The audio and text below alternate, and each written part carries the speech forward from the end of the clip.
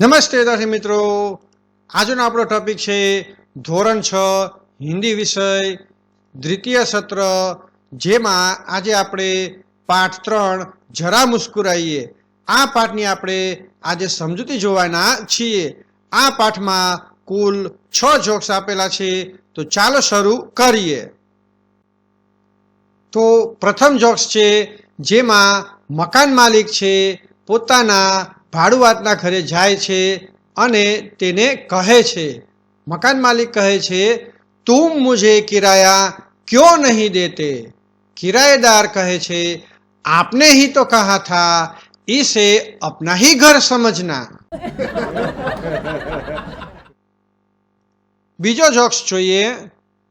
सोनू का सिर फट गया। डॉक्टर ने सोनू से पूछा, यह कैसे हुआ?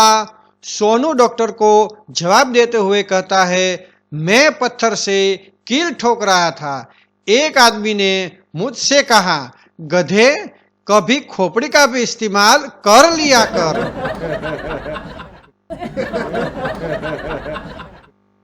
આગળનો જોક્સ છે, સામેથી ફોનમાં વાતચીત ચાલુ હોય, એક ભાઈ તેને કહી રહ્યા હતા કે જરા ઊંચા બોલો, ટાવર ન મળતો હોય, કોઈ ડિસ્ટર્બન્સ આવતું હોય, કહેતા હતા કે જરા ઊંચા બોલો।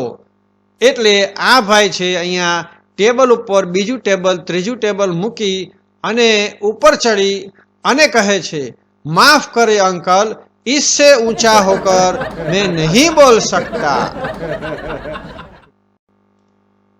આગળનો જોક્સ જોઈએ। અહીંયા ઘરમાં બેઠા બેઠા પિતાજી બાળકનું રિઝલ્ટ આવ્યું હોય, પોતાના દીકરા ડબ્બુને કહે છે, પૂછે છે કે डब्बू इतिहास में तुम फेल कैसे हो गए? डब्बू तेना पिताजी ने कहे छे के क्योंकि सभी प्रश्न उस समय के पूछे गए थे जब मैं पैदा भी नहीं हुआ था।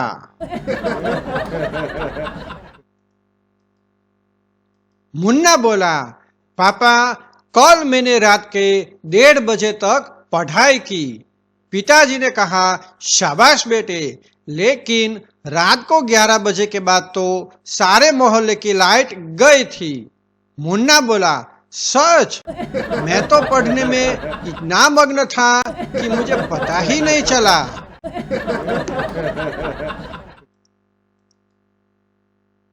एक डाकिया अपने मित्र से बोला, मैं डाक खाने जा रहा हूं। तो उसके मित्र ने मजाक में ही कह दिया, ही कितना भूखा है, कागज पत्र भी खा जाता है।